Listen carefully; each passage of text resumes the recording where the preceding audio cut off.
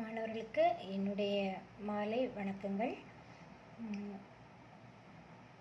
அலகு 1 உறவுகளும் சார்புகளுங்கிற தலைப்பில் தான் நம்ம இன்றைக்கி நம்முடைய எஸ்எஸ்எல்சியில் உள்ள முதல் மேக்ஸில் உள்ள முதல் யூனிட்டை தான் நம்ம இன்றைக்கி என்ன செய்ய போகிறோம்னா பார்க்க போகிறோம். இன்றைக்கி இன்ட்ரொடக்ஷன் ப்ளஸ் ஒரு 3 எக்ஸாம்பிள்ஸ் மட்டும் நான் உங்களுக்கு சொல்லிக் கொடுக்குறேன். அதை நீங்கள் கவனமாக படிங்க. அதுக்கப்புறமா அடுத்தடுத்த வீடியோக்களில் உங்களுக்கு எக்ஸசைசம்ஸ் எல்லாமே உங்களுக்கு சொல்லிக் கொடுப்பேன்.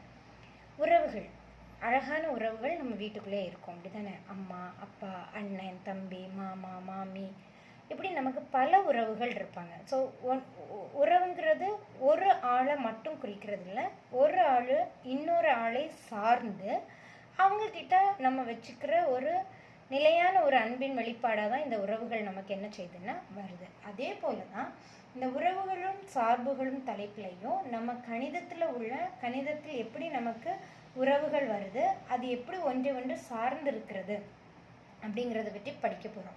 இந்த உறவுகளும் சார்புகளும் அப்படிங்கிற தலைப்பு எங்கேருந்து வந்த தொடர்ச்சி அப்படின்னு நீங்கள் பார்த்தீங்கன்னா 9th நம்ம கணங்கள்னு ஒன்று படித்தோம். அதனுடைய தொடர்ச்சியாக தான் இந்த உறவுகளும் சார்புகளும் நமக்கு என்ன செய்யுதுன்னா வருது.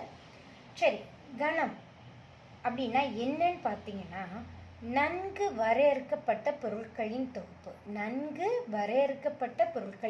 இதில் நீங்கள் நல்லா கவனிக்க வேண்டியது நன்கு வரையறுக்கப்பட்ட கணங்களின் தொகுப்பு. ஓகேவா? அதில் நன்றுன்னு இருக்கு, நன்கு வரையறுக்கப்பட்ட பொருட்களின் தொகுப்பு. நன்கு வரையறுக்கப்பட்டனா என்ன? இப்போ நம்ம ஸ்கூலில் தமிழ் ஸ்கூலில் நமக்கு பிள்ளைங்க படிக்கிறாங்க. அப்போ நம்ம என்ன சொல்லுவோம்? மாணவர்களின் எண்ணிக்கையை நம்ம இப்போ சொல்லும்போது நம்ம ஸ்கூலில் இப்போ இருக்கிற ஸ்ட்ரென்த்தை சொல்லலாம். பாய்ஸ் கேர்ள்ஸ்ன்னு சொல்லும்போது தனியாக சொல்லுவோம், அப்படி தானே? ஆனால் ஒரு ஸ்பெசிஃபைடாக ஒரு மாணவனுடைய பேர் ஆங்கில எழுத்து 6ல் தொடங்குது அப்படின்னு நம்ம சொல்கிறோம்னா அதுதான் என்னது? நன்கு வரையறுக்கப்பட்ட தொகுப்பு. எடுத்துக்காட்டு, அரசு மேல்நிலையில் தற்போது பயிலும் மாணவர்களில் பெயர் ஆங்கில எழுத்து 6ல் தொடங்குதல். அப்போ 6ல் தொடங்குறவங்களுடைய நேமை மட்டும் எடுத்து நம்ம ஃபார்ம் பண்ணுற அந்த கணத்தை தான் நம்ம என்னன்னு சொல்கிறோம்? நன்கு வரையறுக்கப்பட்ட கணம்னு சொல்கிறோம். சரியா? கணத்தை குறியிடும் முறை இதுதான் செட் பிராக்கெட், நமக்கு தெரிஞ்சது. சரி, இங்கே புதுசாக நம்ம ஒன்று பார்க்க போகிறோம், கார்ட்டீசியன் பெருக்கல் முறை. இந்த கார்ட்டீசியன் பெருக்கல் முறை படிக்கிறதுக்கு முன்னால் நமக்கு ஒரு விஷயம் தெரியணும், அதுதான் வரிசை ஜோடி. பக்கம் 2ல் உங்களுக்கு வரிசை ஜோடிகளுங்கிற தலைப்பு இருக்கு, நீங்கள் அதில் பார்த்தீங்கன்னா தெரியும். இந்த வரிசை ஜோடி அப்படின்னா என்னன்னு நீங்கள் பார்த்தீங்கன்னா, இப்போ ஒரு கிளாஸ் ரூமில் டீச்சர் ஒரு கொஸ்டின் கேட்குறாங்கன்னு வை. எப்படி கேட்பாங்க? 2nd row 3rd one stand அப்னு சொல்லலாம். கரெக்டாக? பேர் சொல்லி கூடுவாங்க டீச்சர்ஸ் பொதுவாக. ஆனால் நமக்கு என்ன சொல்லலாம்? 2nd row 3rd one stand up, 4th row 6th one stand up அப்படின்னு நம்ம சொல்லுவோம், அப்படி தானே? அந்த 4th row அதுதான் முதல்ல வர்றது 4. 6th ஒன்றுன்னு ஒன்று சொல்கிறோம்ல, அது அடுத்தது வர்றது, அது அடுத்த எலிமெண்ட்டாக எடுக்கிறோம். இப்போ நீங்கள் இங்கே பார்த்தீங்கன்னா இது ஒரு தேட்டரோட இருக்கை. இதில் 1,5 அப்படின்னா என்ன அர்த்தம்? முதல் ரோவில் 5வது சீட்டு. 7,16 அப்படின்னா என்ன அர்த்தம்? 7வது ரோவில் 16வது இருக்கை அப்படிங்கிறது தான் குறிக்குது. ஸோ 2 எண்களை ஏதோ ஒரு காரணத்தை கொண்டு நம்ம என்ன செய்கிறோம்? உறவுபடுத்தி ஒரு ஜோடியாக எழுதுறது தான் வரிசை ஜோடி ஆகும். ஓகே, இனி கார்ட்டீசியன் பெருக்கல்னா என்னன்னு பார்ப்போம். கார்ட்டீசியன் பெருக்கல் A மற்றும் B என்பன 2 வெற்றில்லாத கணங்கள். எப்படி இருக்கக்கூடாது? அது வெற்று கணமாக இருக்கக்கூடாது. 2லேயுமே கண்டிப்பாக என்ன இருக்கணும்? உறுப்புகள் இருக்கணும். உறுப்புகள்னா என்ன? கணத்துக்கு உள்ளே எழுதுகிறோம் இல்லையா, அதுதான் உறுப்பு. இவற்றின் வரிசை ஜோடிகளின் கணமானது, வரிசை ஜோடி எப்படி இருக்கும்? 2 கணம்னா ஒன்று ஒரு கணத்தில் உள்ளதாக இருக்கும், இன்னொன்றில் இருக்கும்னு சொன்னேன், அப்படி தானே? So A, B, A element of A எங்கே உள்ள உறுப்பாக இருக்குது? A உறுப்பானது A. சுமால் A எதனுடைய உறுப்பாக இருக்கிறது? Capital A. சுமால் B எதனுடைய உறுப்பாக இருக்கிறது? கேபிட்டல் B என இருக்கும். இதை A மற்றும் Bயின் கார்ட்டீசியன் பெருக்கல் என்கிறோம். இதை என்னன்னு சொல்கிறோம்? Aங்கிற செட்டுக்கும் Bங்கிற செட்டுக்கும் உள்ள கார்ட்டீசியன் பெருக்கல்னு சொல்கிறோம். இதை எப்படி குறிக்கிறோம்? A கிராஸ் Bன்னு குறிக்கிறோம். சரியா? சரி, A கிராஸ் B எப்படி குறிக்கலான்னு பாருங்கள். A cross B is equal to set of A comma B வரிசை ஜோடியாக எழுதியிருக்கோம். சச் தட் இந்த ஏ எதில் இருக்கும்? கேபிட்டல் ஏல. இந்த ஸ்மால் பிங்கிற உறுப்பு எதில் இருக்கும்? கேபிட்டல் பியில் இருக்கும். அதான் எழுதியிருக்கோம். இதில் நீங்கள் முக்கியமாக நோட் பண்ண வேண்டியது, ஏக்கும் வெற்று கணத்துக்கும் நம்ம கிராஸ் ப்ராடக்ட் கார்ட்டீசியன் பெருக்கல் எடுத்தோம்னா அது வெற்று கணமாகத்தான் இருக்கும். இப்போது எடுத்துக்காட்டு 1.1க்கு வரும். முதல் கொஸ்டின் நான் உங்களுக்கு வாசிக்கிறேன். எடுத்துக்காட்டு 1.1 பக்கம் 4ல் இருக்கு பாருங்கள். a = 1, 3, 5. a = set of 1, 3, 5. b = set of 2, 3 எனில் முதல் கொஸ்டின் a கிராஸ் b மற்றும் b கிராஸ் a காண்க. எதெல்லாம் கண்டுபிடிக்க சொல்லியிருக்கு? a கிராஸ் b-யையும் b கிராஸ் a. இதை நல்லா கவனிச்சுக்கோங்க. a இன்ட்டு பின்னு வாசிக்கக்கூடாது. a cross b. அதே மாதிரி இதை எப்படி தான் வாசிக்கணும்? b cross a. சரியா? முதல் கொஸ்டினை முடிச்சுட்டு ரெண்டாவது கொஸ்டினை போவோம். என்ன கண்டுபிடிக்க சொல்லியிருக்காங்கம்மா?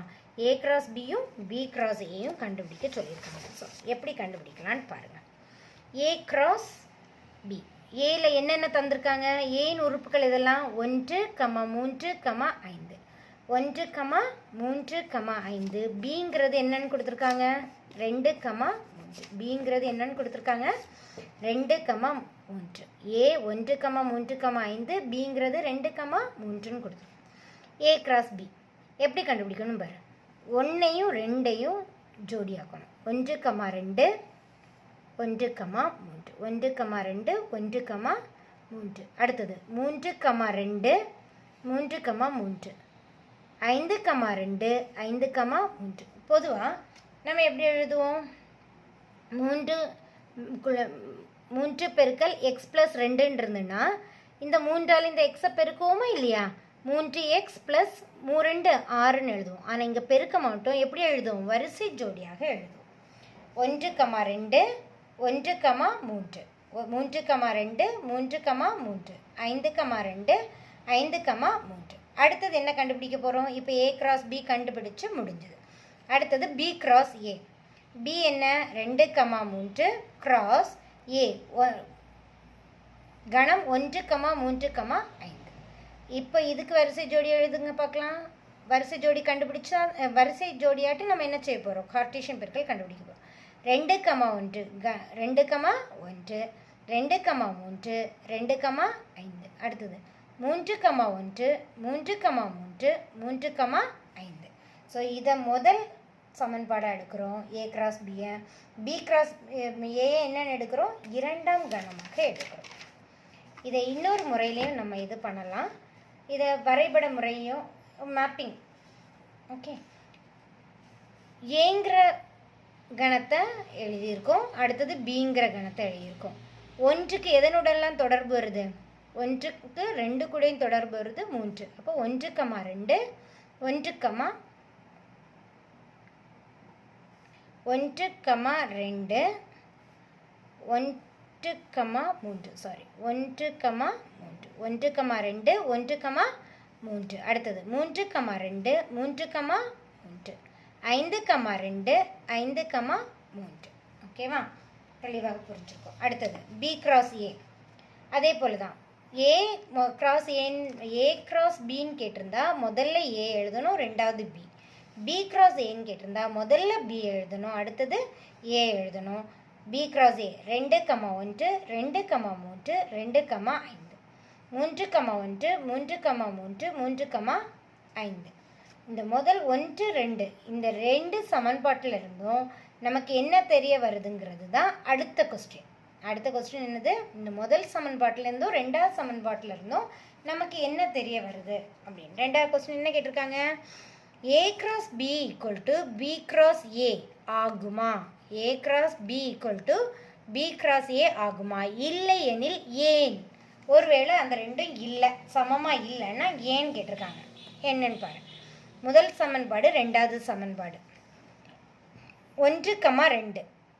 இங்கே என்ன இருக்குது? 2, 1. இந்த ரெண்டும் சமமா இல்லையா? சமம் இல்லை. எப்படி சமம் இல்லைன்னு பாரு. இப்போ ஒரு கிராஃப் வரைகிறோம். இது எக்ஸ் அச்சு, இது ஒய் அச்சு. 1, 2ங்கிற இந்த புள்ளியை இங்கே நம்ம இப்போ என்ன செய்ய போகிறோம்? மார்க் பண்ண போகிறோம். 1, 2, 3. 1, 2 3. இதில் முதல்ல இருக்கிறது எக்ஸ் அச்சு, ரெண்டாவது இருக்கிறது ஒய் அச்சு. எக்ஸ் அச்சு 1, 2, 1, 2. எக்ஸ் அச்சில் 1, ஒய் அச்சில் 2 எடுத்துருக்கோம். அடுத்தது இங்கே பாரு 2, 1. எக்ஸ் அச்சில் என்ன எடுக்கணும் 2, ஒய் அச்சில் என்ன எடுக்கணும் 1. 2 புள்ளியும் 1க்கு மேலே 1 இருக்கா? இல்லை, ரெண்டும் வெவ்வேறு இடத்துல இருக்குது. அப்போ கண்டிப்பாக 1, 2, 2, 1 என்ன இல்லை, சமமானது அல்ல. அப்போது இங்கே நம்ம என்ன செஞ்சிடலாம், எழுதிடலாம். முதல் சமன்பாடு மற்றும் ரெண்டாவது சமன்பாட்டிலிருந்து A cross B not equal to B cross A, சமம் அல்ல. நாட் ஈக்குவல்னா சமம் அல்ல. இப்படி போட்டால் சமம், சமத்தை இப்படி வெட்டியாச்சுன்னா என்னது, சமம் அல்ல. ஏன்னா 1, 2, 2, 1 சமம் அல்ல. இனி மூன்றாவது கணக்குக்கு போவோம். என்ன கொடுத்துருக்கு, n of A cross B is equal to n of B cross A equal to n of A into n of B. n of A cross B is equal to n of B cross A which is equal to n of A into n of B. n of A அப்படின்னா என்னன்னு பார்க்கணும் முதல்ல. n of ஏன்னா ஏங்கிற கணத்தில் எத்தனை உறுப்புகள் இருக்கோ அதனுடைய எண்ணிக்கை தான் n of A. n of ஏனா என்னம்மா, ஏங்கிற கணத்தில் எத்தனை உறுப்புகள் இருக்கோ அதனுடைய எண்ணிக்கை தான் n ஆஃப் ஏ. ஏங்கிற ஒரு கணத்தில் எத்தனை உறுப்புகள் இருக்குது பார்க்கலாம். 1, 2, 3. ஸோ n ஆஃப் ஏக்கு மதிப்பு என்ன 3. n ஆஃப் ஏக்கு மதிப்பு என்ன 3. பியில் எத்தனை உறுப்புகள் இருக்குது 1, 2. அப்போ n ஆஃப் பிக்கு மதிப்பு என்ன 2. இப்போ என்ன பண்ணணும் உனக்கு, n of A cross B equal to n of B cross A equal to n of A cross n of B. n of A cross B எவ்வளோன்னு பாரு. முதல் சமன்பாடு தானே ஏ கிராஸ் பி. 1, 2, 3, 4, 5, 6. இப்போ n of A cross B equal to 6. n of B cross A பாரு, 1, 2, 3, 4, 5, 6. n of B cross ஏயும் என்னது தான் 6. இப்போது இதுவும் இதுவும் எப்படி இருக்குது, சமமாக இருக்குது. அப்போ n of A cross B equal to n of B cross A is equal to என்னன்னு இருக்குமா 6. ஓகேவா? அடுத்தது என்ன கண்டுபிடிக்கணும், n of A cross n of B. n of ஏக்கு மதிப்பு என்ன 3. n ஆஃப் பிக்கு மதிப்பு என்ன 2. n of A into n of B. இதை எப்படி வாசிக்கணும், n of A into n of B. ஏன்னா இது ரெண்டும் தனித்தனியாக பிரிஞ்சிருச்சு. உள்ளே இருக்கும்போது இதை எப்படி வாசிக்கணும், பி கிராஸ் ஏ. சரி, 2 பெருக்கல் 3 சமம் 6. 2 அல்லது 3 6. அடுத்தது எடுத்துக்காட்டு 1.2. எடுத்துக்காட்டு 1.2 வாசிங்க பார்க்கலாம். கூட சேர்ந்து வாசிங்க. A cross B equal to A cross B equal to set of 3, 2, 3, 2, 3, 4, 5, 2, 5, 4 எனில் ஏ மற்றும் பியை காண்க. என்ன கண்டுபிடிக்கணும்டா, ஏயும் பியும் என்னன்னு கண்டுபிடிக்கணும். என்ன கண்டுபிடிக்கணும், ஏயும் பியும் என்னன்னு கண்டுபிடிக்கணும். ஏ கிராஸ் பி தந்திருக்காங்க, ஏ கிராஸ் பி. அப்போ முதல்ல உங்கள்கிட்ட சொல்லிட்டேன், ஏக்கும் பிக்கும் கார்ட்டீசியன் பெருக்கல் நீ கண்டுபிடிக்கிறீன்னா அதுக்குள்ளே வர்ற அந்த உறுப்புகள், அதாவது அந்த வரிசை ஜோடியாக எழுதியிருப்போம் இல்லையா உறுப்புகள், அதில் முதல் உறுப்பு கேபிட்டல் ஏலையும் ரெண்டாவது உறுப்பு கேபிட்டல் பிலையும் இருக்கும்னு சொன்னேன். அதே தான் இங்கே ஏ கிராஸ் பியா எழுதியாச்சா. 3, 2, 3, 4, 5, 2, 5, 4. இதில் முதல் உறுப்புகள் ஏ கிராஸ் பிங்கிறதுனால முதல் உறுப்புகள் எல்லாம் எதில் உள்ளது, ஏல உள்ளது. முதல் உறுப்புகள் எல்லாம் எதில் உள்ளதுமா, ஏல உள்ளது. சரியா, ஏயின் முதல் உறுப்புகளின் கணம். அப்போ ஏங்கிறது என்னது, ஏ கிராஸ் பியில் முதல் உறுப்புகளின் கணம். ஏ கிராஸ் பியில் உள்ள முதல் உறுப்புகளின் கணம் எதெல்லாம் 3, 5. 3 2 தடவை இருக்குது, ஒரு தடவை எழுதினா போதும். 5 2 தடவை இருக்குது, ஒரு தடவை எழுதினா போதும். ஸோ விடை என்ன, ஏ ஈக்குவல் டு 3, 5. அதே போல் பிங்கிறது என்னது, ஏ கிராஸ் பியில் உள்ள இரண்டாவது உறுப்புகளின் கணம். 2 4 2 4. 2 2 தடவை இருக்குது, 4 2 தடவை இருக்குது. ஸோ ஒரு தடவை எழுதினா போதும். B equal to 2, 4. கண்டிப்பாக புரிஞ்சிருக்கும்னு நினைக்கிறேன். அடுத்த கணக்கு எடுத்துக்காட்டு 1.3 வாசிக்கலாமா. எடுத்துக்காட்டு 1.3 எடுத்து வாசிங்க. A equal to set of x element of n. x உறுப்பானது nல இருக்கு. சரியா? nங்கிறது என்னது? ஏழு எண்கள். ஏழு எண்கள் எங்கேருந்து தொடங்கும்? 1 2 3ன்னு தொடங்கும். சரியா? இதில் x வந்து 1 விட பெருசாக இருக்குது, 4 விட சின்னதாக இருக்கிறது. x greater than 1 less than 4. b equal to set of x உறுப்பானது எங்கே இருக்குது? w. wனா என்னது? wனா என்னது? Whole numbers. சரிதானா? ஹோல் நம்பர்ஸ் எதுலேருந்து தொடங்கும்? 0லேருந்து தொடங்கும். 0 1 2ன்னு போயிட்டே இருக்கும். அதே மாதிரி c ஆனது எதில் இருக்குது?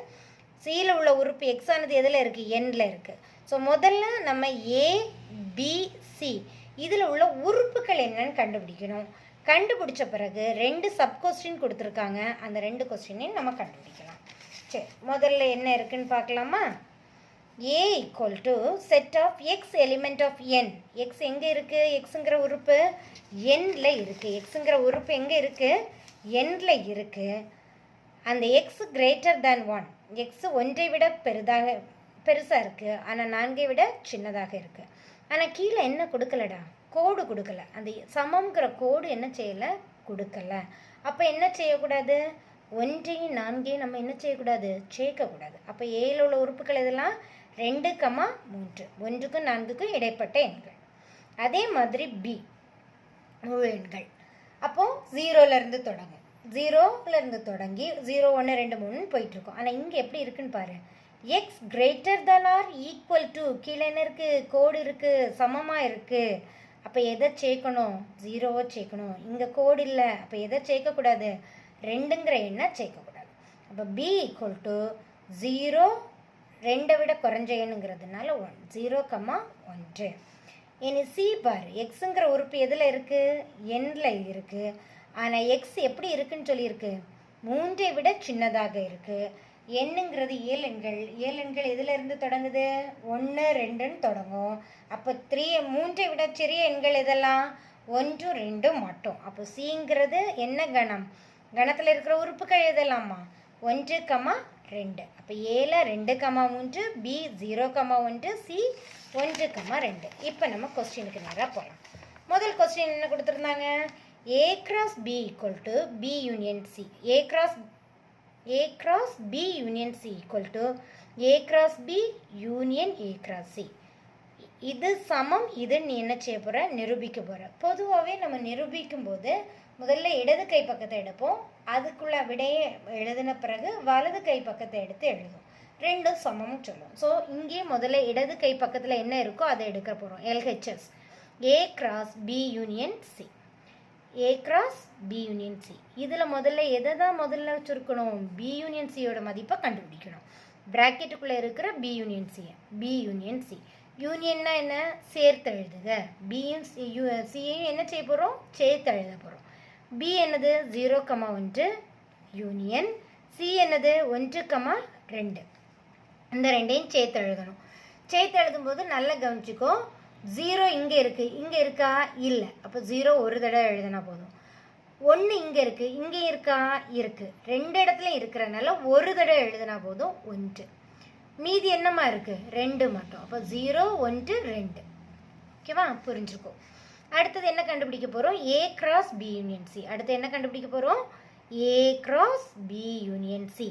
A என்னமா? 2 3. ஏங்கிற கணம் என்னது? 2 3 கிராஸ் B யூனியன் சிக்கு என்ன கண்டுபிடிச்சி வச்சுருக்கோம்ல மதிப்பு, அதை போடு. 0 1 2. இப்போ நம்ம என்ன செய்ய போகிறோம்? கார்ட்டீசியன் பெருக்கல் கண்டுபிடிக்க போகிறோம். எப்படி கண்டுபிடிக்கலாம்? 2 0 2 1 2 2. அடுத்தது 3 0 3 1 3 2. இதை தான் என்னென்னு எடுக்கிறோம்? முதல் சமன்பாடு. இப்போ என்ன கண்டுபிடிச்சாச்சு? LHS கண்டுபிடிச்சாச்சு. அடுத்தது என்ன கண்டுபிடிக்க போகிறோம்? RHS. RHS என்ன? A cross B union A cross C. So A cross B union A cross C. அங்கே ஒரே ஒரு ப்ராக்கெட் தான் இருந்து அதனால ஒன்றை கண்டுபிடிச்சோம். ஆனால் இங்கே எப்படி இருக்குது? 2 ப்ராக்கெட்டுக்குள்ளே இருக்குது. கரெக்டாக? அப்போ முதல்ல இருக்கிற ப்ராக்கெட்டுக்கு முதல்ல மதிப்பு கண்டுபிடி. 2வது ப்ராக்கெட்டுக்குள்ளே என்ன இருக்கோ அதுக்கு 2வது என்ன செய்யலாம்? மதிப்பு கண்டுபிடிக்கலாம். A cross B முதல்ல சொல்லிட்டேன். A cross Bனா என்ன செய்யணும்? ஏங்கிற உறுப்பு முதல்ல எழுதணும், கிராஸ் போட்டு பிங்கிற உறுப்பு எழுதணும். So A cross B, A 2,3 cross B 0,1. இப்போ கண்டுபிடி பார்க்கலாம். 2,0 2,1 3,0 3,1. ஏ கிராஸ் பி கண்டுபிடிச்சாச்சா? அதே போல் A cross C, A 2,3 cross 1,2. அப்போ என்ன வரும்?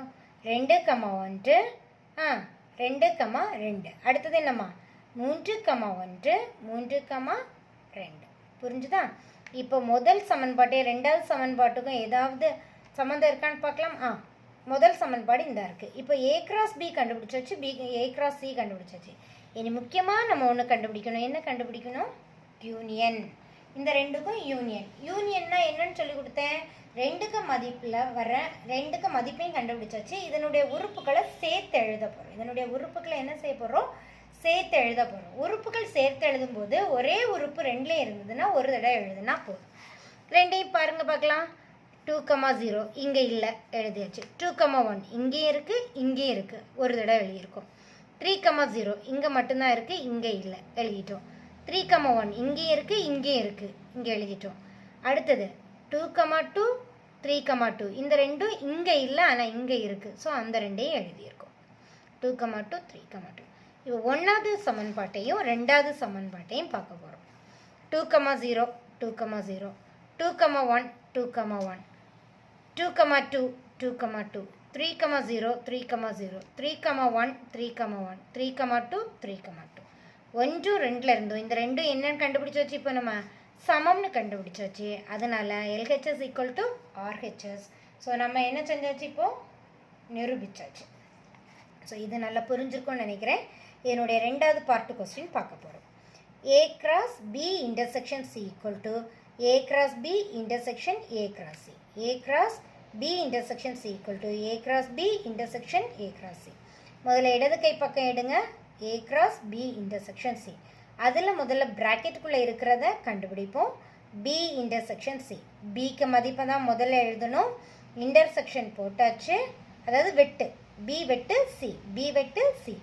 Cக்கு மதிப்படி இருக்கும். வெட்டுனால என்னது? ரெண்டுலேயும் பொதுவாக இருக்கிறது வெட்டு.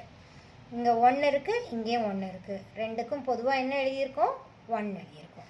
அதே போல் A கிராஸ் B வெட்டு C சமம். A கிராஸ் B வெட்டு Cக்கு தான் இன்னும் என்ன செஞ்சுருக்கோம்? B வெட்டு C கண்டுபிடிச்சிருக்கோம். இனி என்ன கண்டுபிடிக்கணும்? A கிராஸ் B வெட்டு C.